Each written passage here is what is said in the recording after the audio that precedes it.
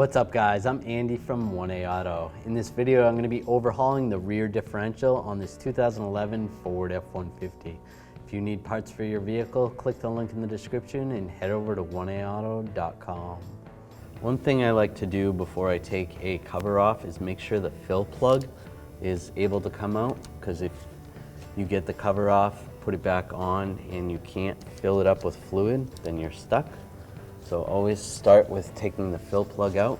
Just use a ratchet and an extension. Pull this plug out. Take that out. There's plenty of fluid in there. All right, I'm gonna remove this cover. You wanna make sure you have a drain bucket or drain pan underneath to catch the fluid. I'm gonna use a 1/2-inch socket and an extension and a ratchet. You can try using a 13mm, but it seemed a little loose, so I'm just gonna use a 1/2-inch. On certain bolts have a stud on the top of them. You gotta just take these little wire retainers off, pull them out. If they're stuck on there, you can use a straight blade screwdriver. Pull those out of your way. So there's 3 of those. Remember the location of those. That's important when you go to put it back together. Take a deeper socket and a ratchet, and we'll take those out. Take this one out, and then I have one left. I always like to leave the top one in last. I'm gonna loosen this up. Not all the way. I'm not gonna take it out all the way, just loosen it up. A good amount of turns. And then I'm gonna take a straight blade screwdriver.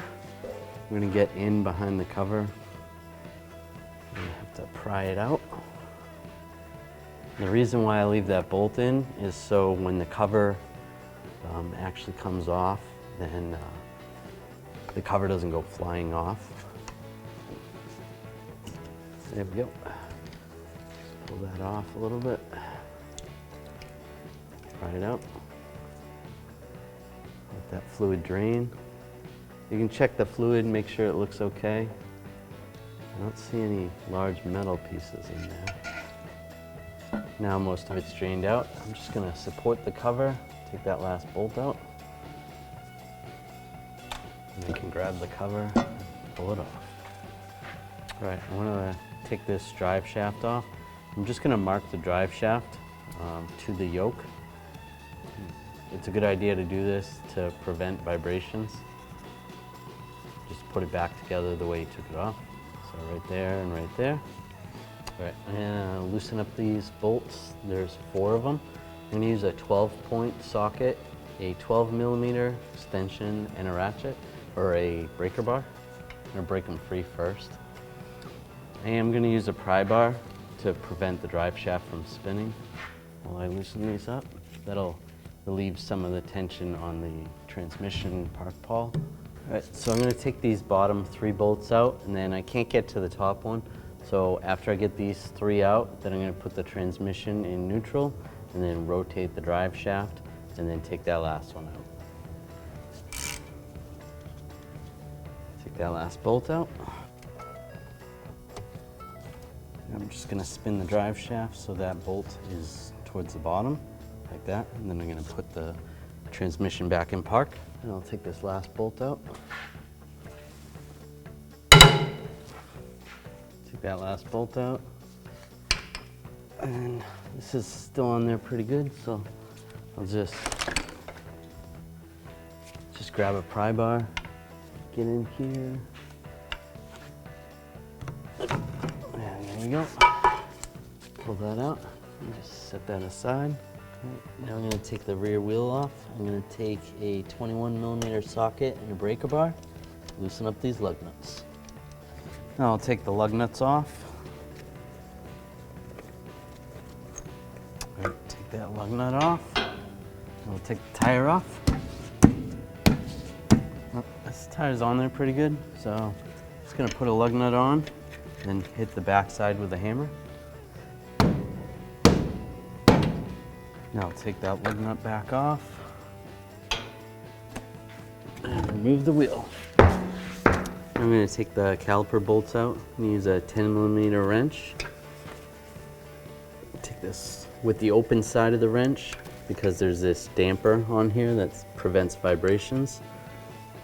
Loosen that up, and then we'll take the bottom one, loosen this one up. The top one's not going to come out all the way because of the leaf spring, but that's okay.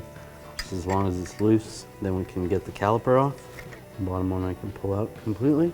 Now I'm just going to slide the caliper up, slide it out, just like that. I can pull this screw out, this stud, so that I don't lose it. Set it aside. Then I'm going to take the brake caliper. I'm going to use one of these hangers. We sell these at 1aauto.com. I'm just going to slide it there into the frame. Slide the caliper on there, just so it's supported. I want to make sure there's no tension on the hose. Just leave that out of your way. Then I'm going to grab the rotor and just slide it off. If the rotor's stuck on there, you could take a hammer and just hit in these areas, tap the rust off, because it'll corrode in the middle there. Then I'm going to do the same procedure for the other side.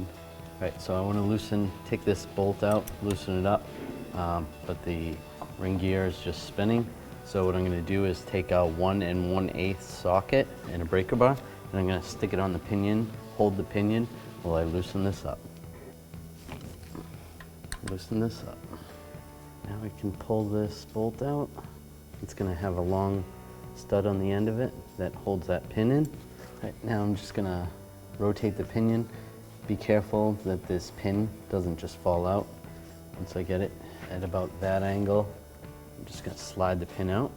Make sure you put it in a safe place. So with that pin out, I want to be careful that these gears don't move. These are the spider gears. You don't want them to come out because it's very hard to get them back in, and there's spacers in there and some clutches on these side. So we want to take the axle out. So I'm going to push on the axle, that, just like that, and that gets pushed in. Then there's a little horseshoe retainer that holds it in right there. You can access that with a magnet. Just use a magnet, grab this, and you should be able to pull it out, just like that. There is a little O-ring in there that helps keep it in place. Pull that out. Now we can grab on the axle and slide it out. Just be careful, hold it up. We don't want to mess up the seal. It's a good idea to replace this seal when you do this job. These seals are brand new, so I'm not going to. Then I'm going to do the same with the other axle.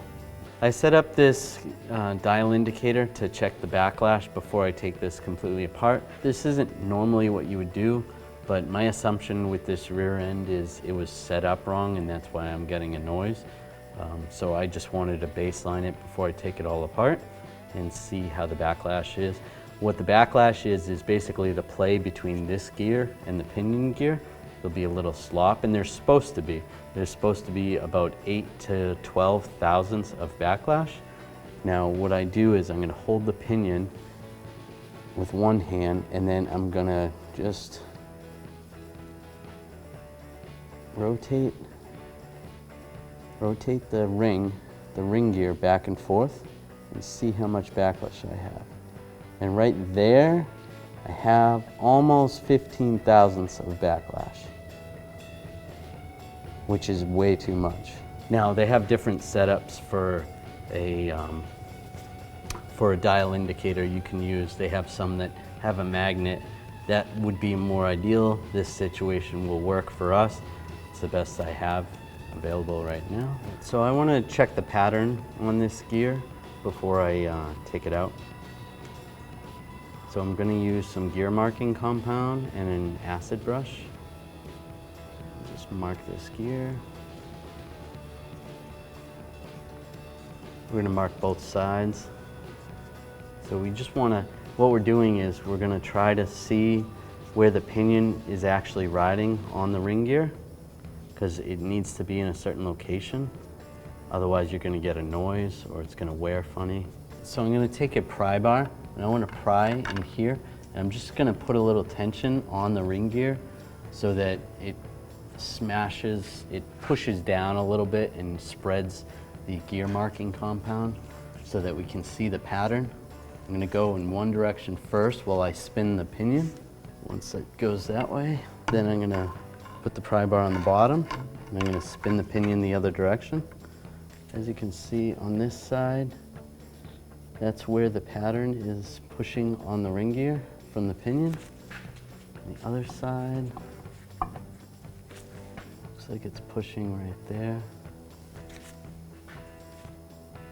So as we're looking at this pattern, we can see that the pinion was touching right in the middle on this side, this would be the coast side, which is good. That's exactly where we want it, right in the middle there.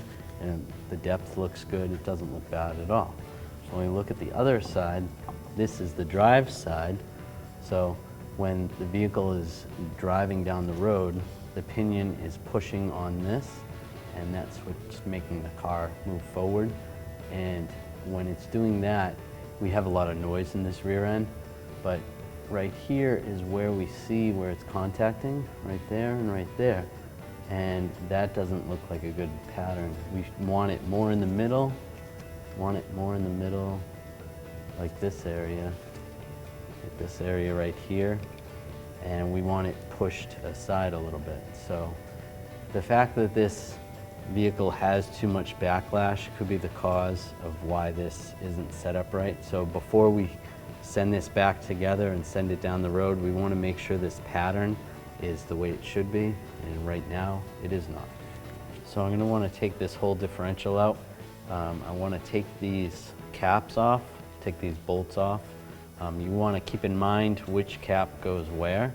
You don't want to mix them up. You can mark it with a marker, or this one actually has two little stamps in on the top side. This one only has one. So I know this is the left side and this is the right side. Those might not be factory, so keep in mind if yours doesn't have that, just keep in mind which one goes where. So then I'm going to take a 19mm socket and a breaker bar. I'm going to loosen these up. Take that out. I'll take this side out as well. I'm just going to support the carrier differential assembly just in case. It should not slide right out, but just in case it does. I'm going to pry out where the bolts are. All right, I got it loose a little bit. I'm just prying on the side of the case, pushing on the bolts, sliding that out, and just slide it out. This is very heavy, so just keep that in mind. I'm just going to grab this other shim.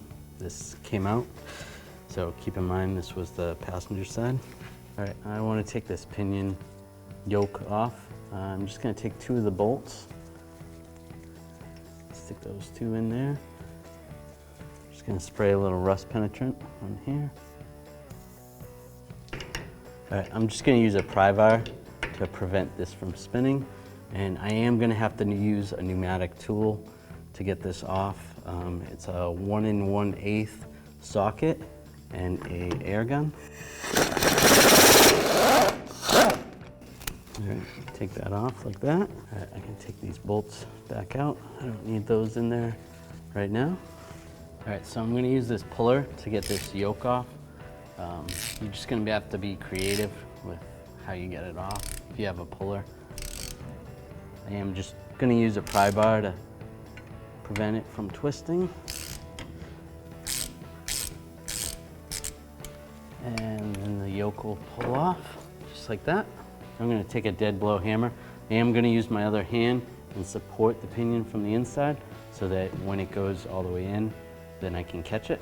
Just like that. And just slide it out.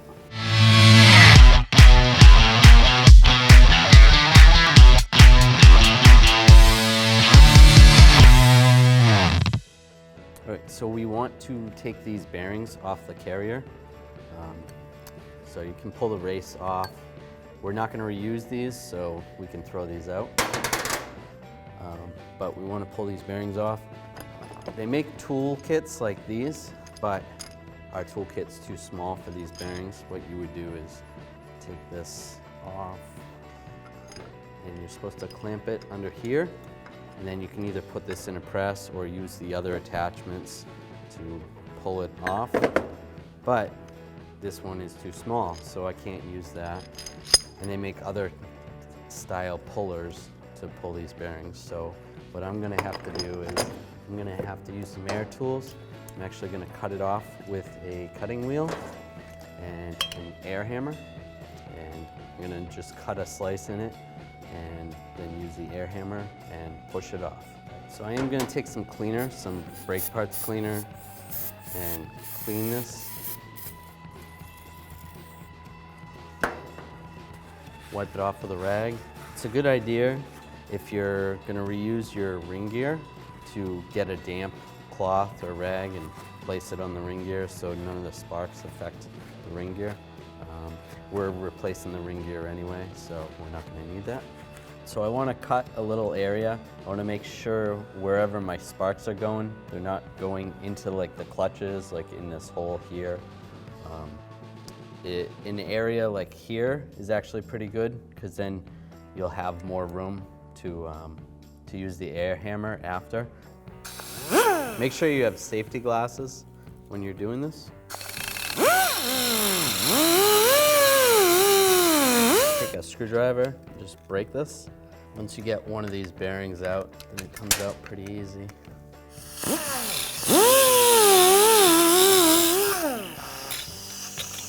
I'm trying not to cut the carrier. So. There we go.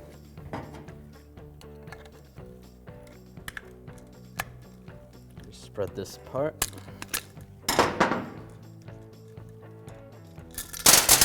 Pull that right off, just like that. All the little rollers go flying. Make sure you get them out of here. Now we want to cut this part of the bearing. Just gonna cut at an angle so that I can get deeper into it.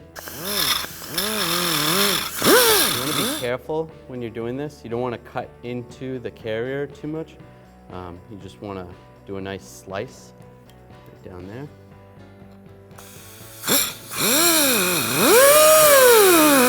All right, I did a couple different cuts. I was having a hard time getting an angle that I liked that was going to prevent me from digging into the carrier because I didn't want to cut it. I scored it just a little bit right there and a little right there. But that angle seemed to work pretty good. Now what I'm trying to do is cut it to the point where I can actually crack it. So when I use the air hammer, I'm just going to use the air hammer right here, and hopefully that'll crack, and then I can get this part of the bearing right off. Now I'll take my air hammer, just going to set it right there with a straight bit on it. Just hammer this away, and I can already see that it's starting to come off. You could even try starting with the air hammer and see if you get the bearing to move at all. But generally, you got to crack the bearing. There we go. Came right off. So when we were cutting, we actually scored the carrier a little bit right there, which that's actually not bad. There's still a lot of surface there. So don't be worried if you're doing this and you dig into the carrier a little bit. So you want to compare the old carrier bearing to the new ones. Just make sure they're the same size. So those look good. So keep in mind which race goes on which side. So we'll keep this one as this side. And we'll install this. You can use this old piece of the old bearing to actually help you install it. If you don't have a press to press these bearings on, you can actually use a seal installer or even be creative and use some sockets. You want to just have something that's going to push just on the center of this bearing. You don't want it pushing on the outside there. So we'll line this up. Okay, so we'll just hammer this on. If it starts going at an angle, take this center and then tap it where it's high, in the high spot.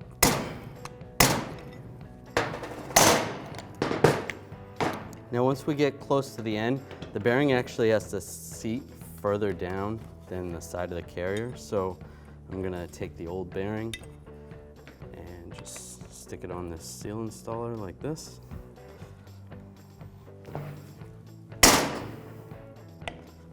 generally when you're doing this, all of a sudden hammering it, it'll sound different. Yeah, it definitely sounded different. It's good. Then I'm gonna do the same with the other side. So when I cut this side off, I scored it a little bit more, and that's okay. It's not gonna cause any issues. It's still gonna work. And the reason why we cut it is so that it actually cracks, and that relieves some of the tension on the bearing. So as you can see, we cut it that much, and then it cracked all the way up. And same with this one, just cutting it that little bit, and there's a fine crack, and that just relieves it enough just to be able to pull the bearing off. All right, so I want to press in the bearing on the other side. I showed you how to hammer in this side, but before I do that, I don't want to just flip this over and have this flat on the press, because I could damage this bearing. The cage is taller than the bearing, so what I want to do is find something that's smaller than the bearing so that the cage doesn't push on it, and then I'm going to put that down first. Flip this over. Make sure that's centered on there. Now I can take this bearing, and I'll take this piece from the old bearing, line this up, make a block of something that'll fit under here on the press, and gently start to press this on. If it starts going crooked, then loosen it up, reposition it. This is a little bit easier than hammering it on, but if you don't have a press, then this might not be an option. Press it on until it gets really difficult to press, and then just double check, make sure that air gap is gone.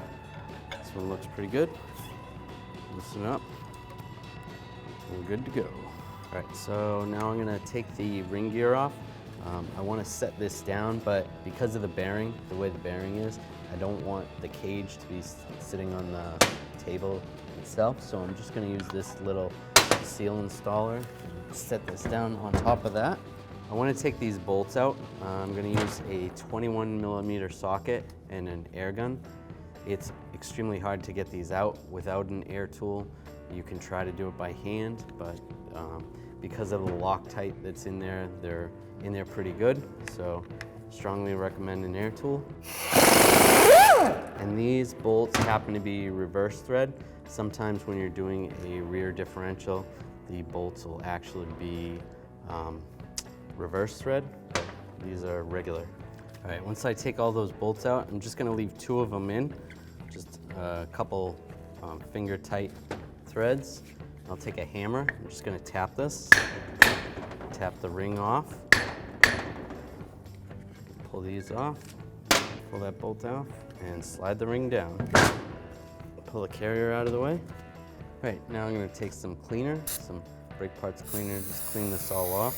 I flip this over, and take a rag, clean this off.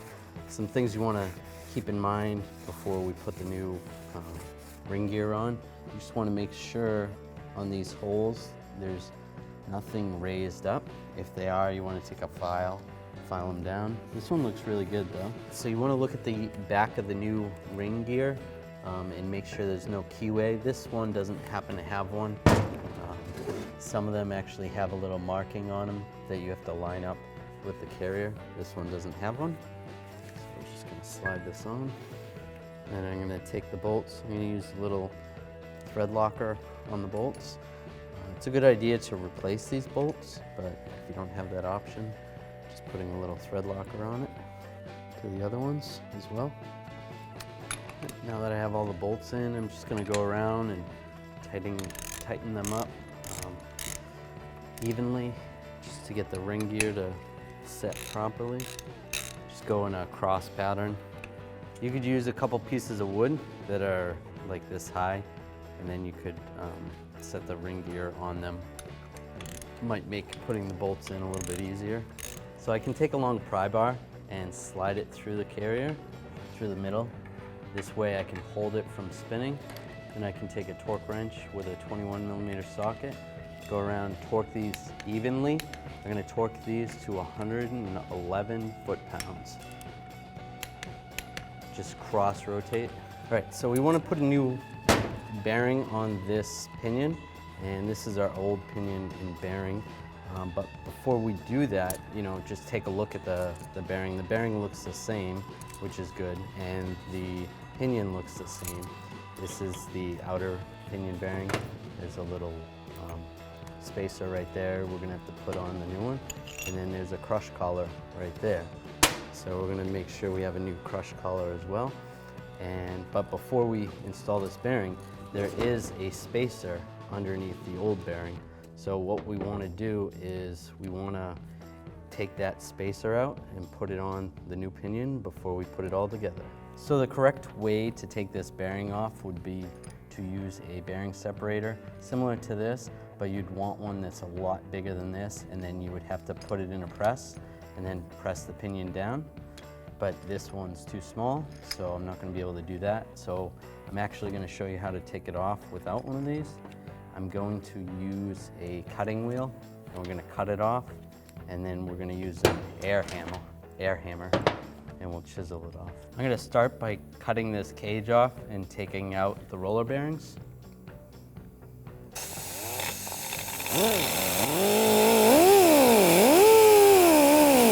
I'll take 2 straight blade screwdrivers, just pry this apart. Sometimes this is kind of hard, sometimes they don't come apart so easy, so I'll cut the other side as well. Be careful, some of this stuff's going to be sharp. So once I pop one of these out, the others, it'll come out a little easier.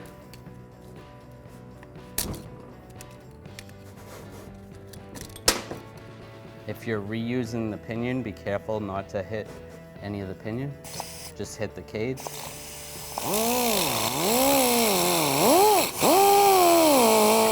Get that broken, and I can separate this.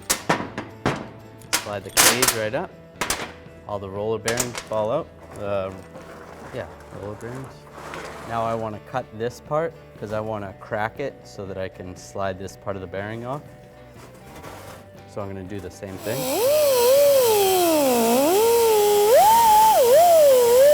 Okay, with that sliced in there, I'm just going to take an air hammer and with a straight bit and try to press this bearing off.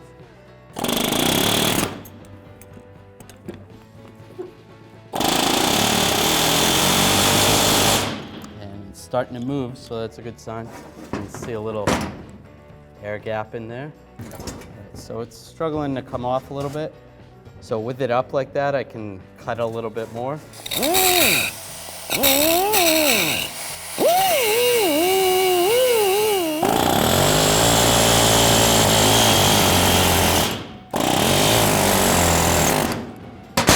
we go.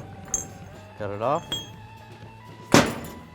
So it didn't actually crack, but if I was able to get a little deeper, I would have been able to crack the bearing, but all that just to take that off. Okay, we want to install the pinion bearing on the pinion. We absolutely don't want to forget this shim. It's very important. I don't see any difference going up or down. The way the shim came off was this way, so I'm going to reinstall it that way. But it's very important that we put that on. Now, we're not replacing the differential case, so we're using the factory shim for this. If you were replacing the case, you're going to want to make sure that the shim is, then you would have to measure for what type of shim to use. But because we didn't replace the case, we're doing a ring and pinion the same as factory. So we're going to use a press to install this bearing. Just slide this in position. If you didn't have a press, if you had some type of a tube, it could go over here, and then you could potentially hit it with a hammer, although a press is more ideal. Just get this lined up. And I'm using part of the old bearing to help press down the new bearing. Use this piece of metal. Make sure you install the bearings like this so that the taper is going this way. If you install them the other way, then you're gonna have to buy new bearings, because once you install these, you can't take them off. They do make special adapters specifically for pinion installers, but we don't have one, so we're just going to use a pipe. You want to double check and make sure that there's no air gap in between there. Once the press seems to be bottoming out, loosen up the press. You want to keep double checking. What we actually had to do was put another piece on top of this because the center piece was coming up higher than our pipe and our bearing. So we just put this extra added piece on. We were able to get it all the way down. So you want to make sure there's no air gap in there, and it looks like really tight all the way around. So we're good. At this point, we want to take out the old races and we want to put the new ones in. These are the bearing races. These match to the bearing. You never want to reuse the old races because it's not meshed with the new bearings. So what we're going to do is take a punch and chisel it out. Chisel this one, the front one out from back here, and then this back one here will put a punch through the front of the case and use a hammer and punch it back. All right, so we're gonna chisel out the front race first. I'm just gonna use a long punch like this. And there's a little notch right there. It's kind of hard to see right there.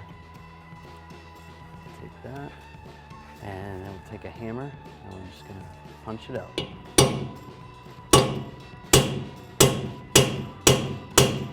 And if there's another notch, this one doesn't have one. I'm just gonna go on the other side a little bit. Give it a couple taps. Just go back and forth.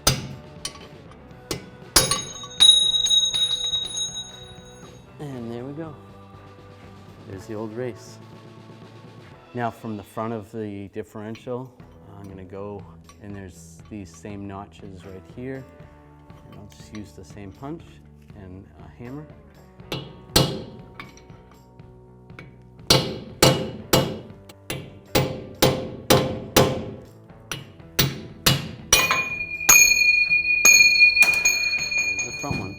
You can actually see where it's a little bit worn.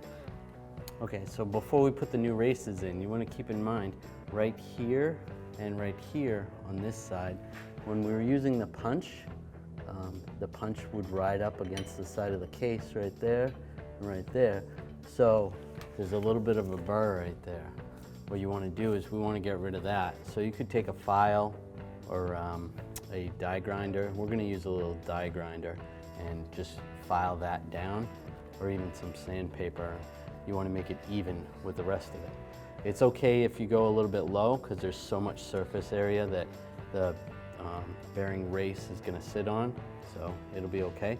Just keep in mind it's important that you look to make sure that that's not there. And same with the front one too. You're going to have to adjust if there was anything when you were hammering it out. If there's any marks on the front one, then you'll have to adjust as well.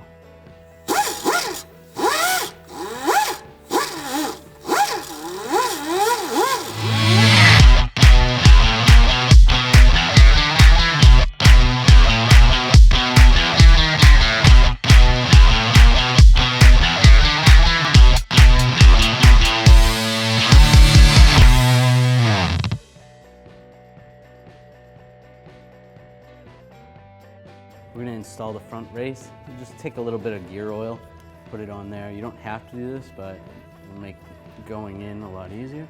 You can put it on the bearing, on the race. And then we're going to take a bearing installer like this, one that fits. Get this lined up. You want to make sure this is flush in there correctly. We'll take a hammer and just hammer it in.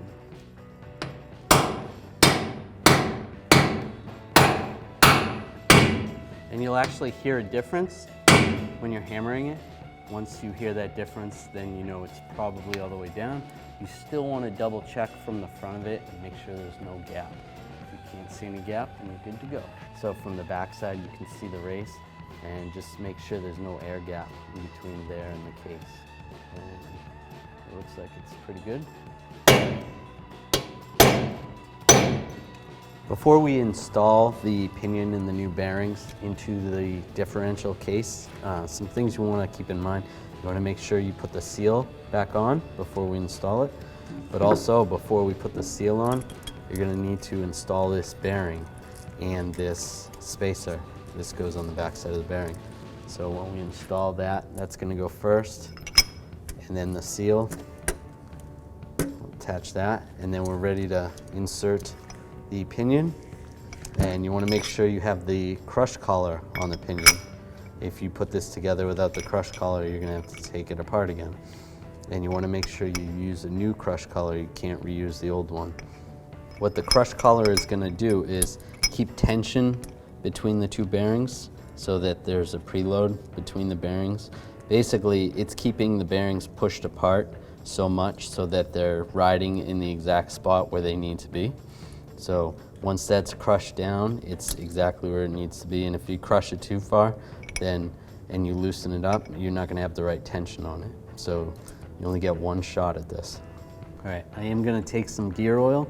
You can take some assembly lube and put it all over this bearing. Just work it into the bearing because you don't want it to go in dry. So take the bearing, slide that in. Then I'll take this spacer, that's going to go in next. Then I'll take the seal, get the seal in position. Okay, with that all set, take a seal installer. If you don't have a seal installer, sometimes a block of wood actually works even better. I'll just install this, use a hammer. Just double check, make sure it's down all the way. Bearings in there, and the spacer, so that's good. With the new pinion bearing on there, I'm going to take some gear oil and lubricate the pinion bearing. You can use assembly lube as well. All right, that's good. And double check, make sure you have your crush collar on at this time. Before you put the nut on for the pinion, it's a good idea to put a little bit of Loctite on the threads. Right there, some on the nut as well. So now I'm going to slide the pinion in.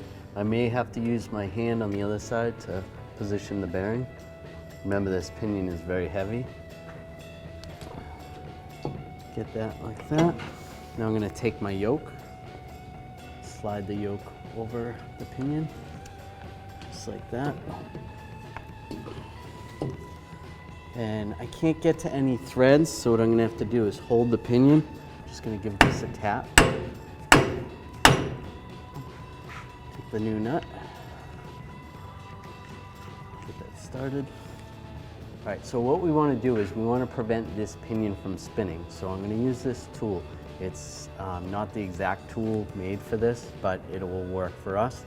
I'm going to take one of these bolts from the yoke and install it on this tool. And I'll tighten it down with my 12 millimeter 12-point socket. Disconnect this connector right here. There's a little tab. Just pull on that tab, pull the connector off, just like that.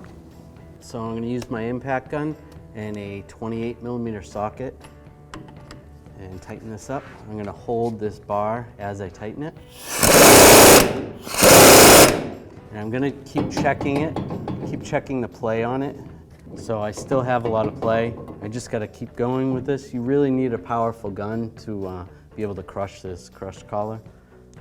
So just keep that in mind. Just keep checking it, going back, taking the gun and tightening it up. All right, so we're getting close. So just be careful. Just go back and forth. I can see that I'll be there soon.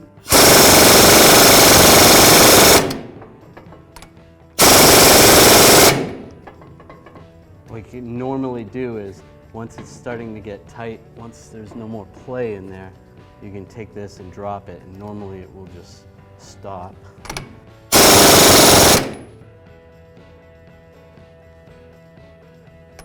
One more. and that looks pretty good. All right, just work that back and forth. Feels pretty good. Loosen this up. So the correct way to check this would be checking the drag on the pinion. What you'd want to do is take the socket and take a torque wrench that has a gauge on it, and you would want to spin this, and you'd want to see 20 inch-pounds on there. That's what the spec is. So if it was too light, then you'd want to go back and tighten that nut up a little bit more. I don't have a rotating torque wrench. This is a little bit on the loose side, so I'm just going to give it a couple more zaps. All right, that feels good. It's a little bit tighter, so not too tight. If it's too tight and you have to take it out, then you have to replace the crush collar. So just keep in mind, just do a little bit at a time. This is how you would check it, but you'd want to look at the gauge and see. So when you're looking at the carrier bearings or even the pinion bearings, you're going to want to take a look at the race. So here's the race from the pinion, and if you look at it, it looks pretty smooth. Up close, it looks, there's a little bit of wear, but not that much. A lot of times if you have a noise coming from the bearings, it'll be pitted, you'll see metal chunks missing, and you're going to look at the rollers as well. And on the rollers, you'll probably see some chunks taken out of the rollers. One thing you can't normally see is on the inner side of the bearing. Now this is with the rollers cut off of it. Sometimes there'll be chunks in there and you won't even be able to see that. So what you're going to want to do is take the race and just feel the bearing, just go back and forth. And this bearing actually feels pretty good. And you do the same with the pinion. Now with the pinion, obviously the race is going to be attached to the rear differential. So what you can do is just grab the pinion and just rotate it, and rotate it from the front. And you can see if you hear anything. And this one sounds pretty quiet. Right, before I install the carrier with the ring gear and bearings, I want to clean up this surface because it's going to be easier with everything out. So I'll just take a scraper, clean up all this RTV. All right, I'm just going to take some brake parts cleaner, clean this area up, just wipe over the rag. So my plan is to reuse these factory shims. This one went on the left, this one went on the right. And I'm hoping everything lines up. If everything's good, then we'll be good to go. If it doesn't work with the factory shims, then we can take these shims, and there's different sizes here, and we'll have to measure the factory ones with a digital caliper, find out what size they are, and find the equal amounts on these, and we can add and subtract depending on which side, which way we need the ring gear to go. If we need it to go closer to the passenger side, we'll put less shims on this side. If we need it to go more towards the driver's side, put less shims on the driver's side. So before we install this, I'm going to take some gear oil. We'll just put it on the bearings. Make sure we get those nice and lubricated. Same with the inner bearing.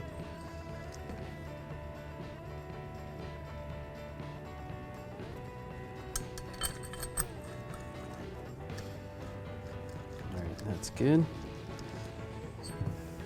Now this is going to be heavy. I got to take the shims, put them on the outside of the bearings like that.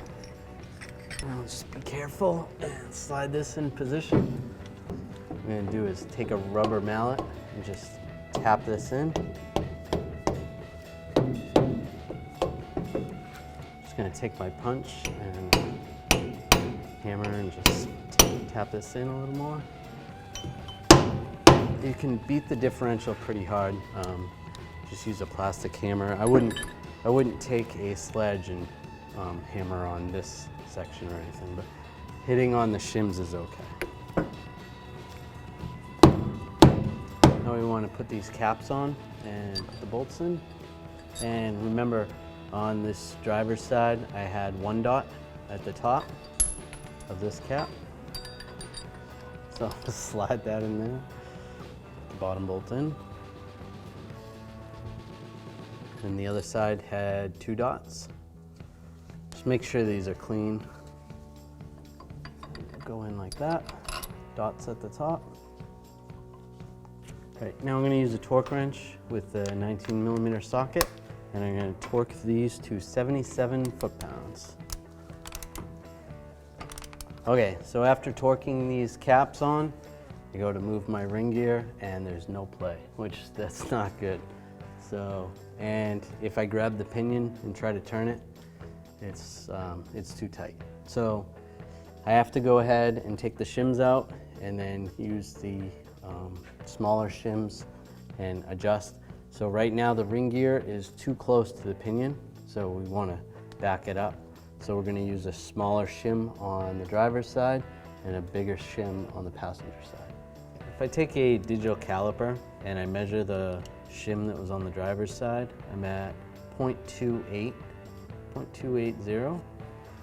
Then take the shim that was on the passenger side. I can measure then.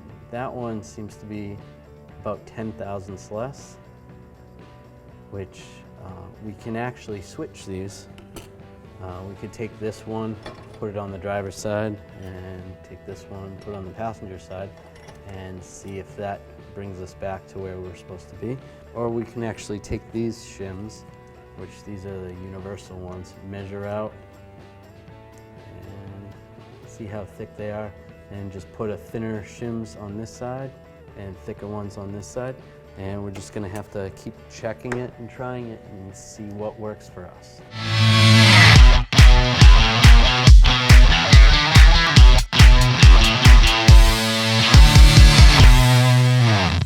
All right, so I torqued these caps back down and I actually have 0 backlash, which isn't good, but it actually moves. So we're getting there. So I just need to take more out on this side, put more shims on that side. So the shim on the driver's side is 0.266.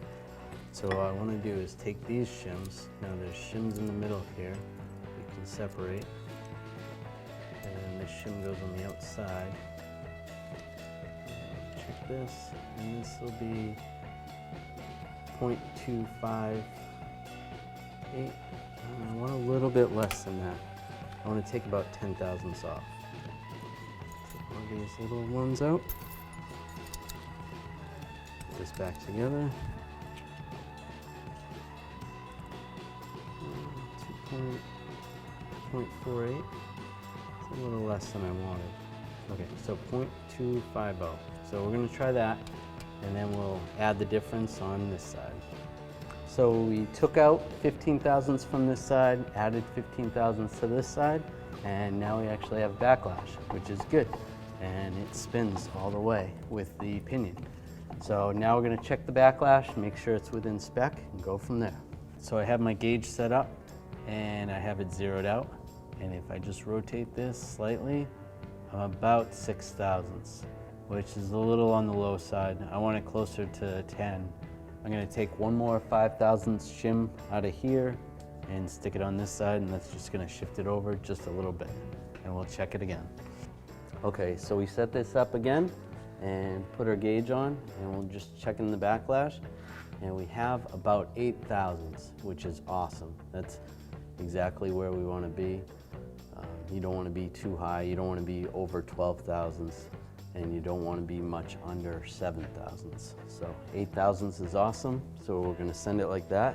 In case you don't understand what I'm talking about when I'm talking about backlash and this measurement right here, it's what it is the ring gear and the pinion, there's an air gap between the two, and if that air gap is too tight, then when all these components heat up, it's going to bind up and cause a lot of wear.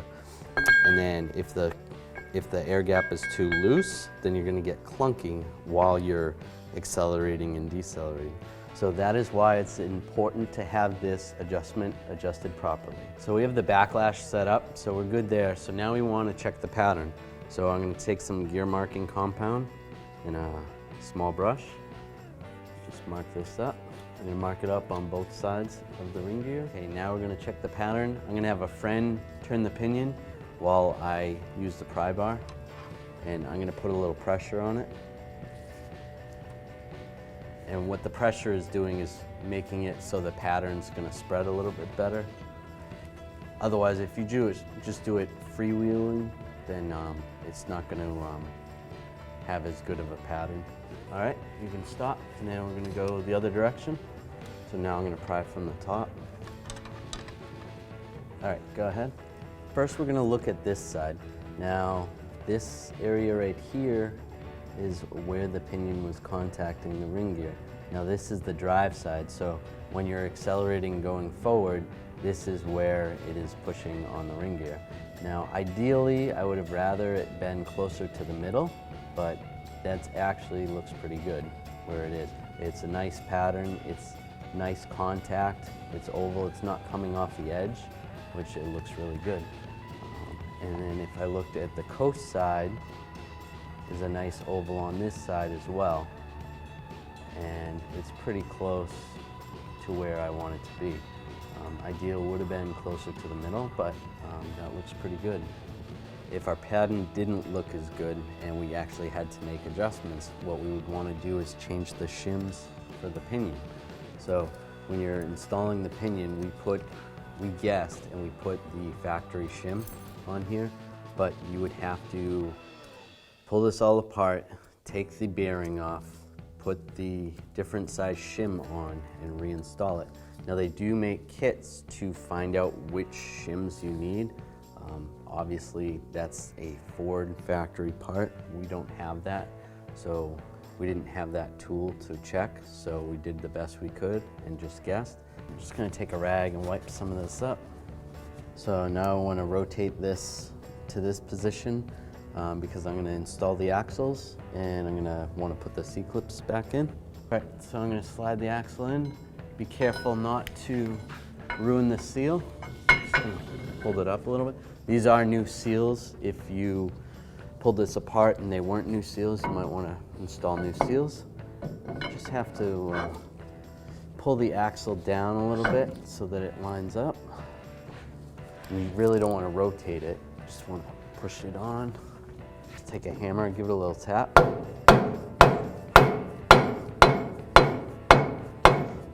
Now I'll take this C-clip, slide that in position, right there. And then I'll just take a little pry bar, come over here, just pry the axle out, and just make sure that that's in the proper position, like that. Looks good, and I'll do the same with the other side. Before we slide this pin in, I just want to get this bolt that secures the pin in ready. I'm just going to put a little thread locker on these threads. Get that ready. Slide the pin in.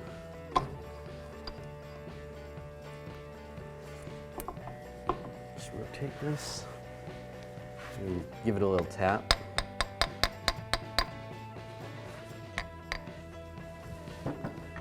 That. Take the pin, slide this in, just like that. I'm just going to grab a 3/8 socket and a ratchet, and we'll just snug this up. And we can use a torque wrench, and as I hold the ring gear, I'm going to torque this to 22 foot-pounds. Now I'm going to reinstall the axle, the drive axle. I did mark the axle where it goes on the pinion, on the yoke, so make sure that lines up.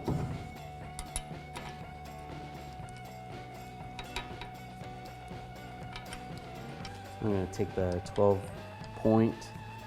millimeter socket and extension and just tighten these down. And I'm going to take a torque wrench and I'm going to torque these to 41 foot-pounds. Torque these bottom 3, and then what I'm going to have to do to get to the top one, because you can't get there with a socket, I'm going to have to put the vehicle into neutral, rotate the drive shaft, and then torque that one as well. So we want to clean the cover off, just wipe out any excess fluid. Just use a rag, and I'm just going to take a razor blade. You can use a scraper. I'm going to scrape off any of this excess RTV. So I'm just gonna take some brake parts cleaner, clean this off. And take a rag, wet this all down. All right, with a little bit of parts cleaner and a rag, I'm just gonna wipe this down one more time. Now that our surfaces are clean, I can take some RTV or gasket maker. Just put a small bead, not too thick, and go around the holes. I go around one time and then go back and do the other sides of the bolt holes. Oh, this stuff smells like vinegar. Right, now I'm gonna go back and go around the outsides of the holes, just like that, go all the way around. So now this is all gooped up. We're ready to put the cover back on. Slide this in position, just like that. And there's two bolts that have studs on the end. One goes right there, and one goes right here. So I'll get those started first, and take the other bolts and get those all started. Actually, there's three with studs on it, and here's where the other one goes. Right there. And I'll take my 1/2-inch socket and a ratchet and start snugging these down. I like to go across from one another, so tighten it down evenly. Now I'm going to go back around and torque these bolts to 33 foot-pounds. Just went around again and torqued them. They're good. Take this wire harness and slide these on those studs. All right, so while I let that rear cover dry, I'm going to put the brakes back together. Take the rotor, line that back up in position, and we'll take the caliper off the hanger. Before I install the caliper, I'm going to have to slide this caliper bolt in that has this extra damper on it. This one goes on the top. Slide it in a little bit. Then we'll slide the caliper with the lower part of the brake pads first.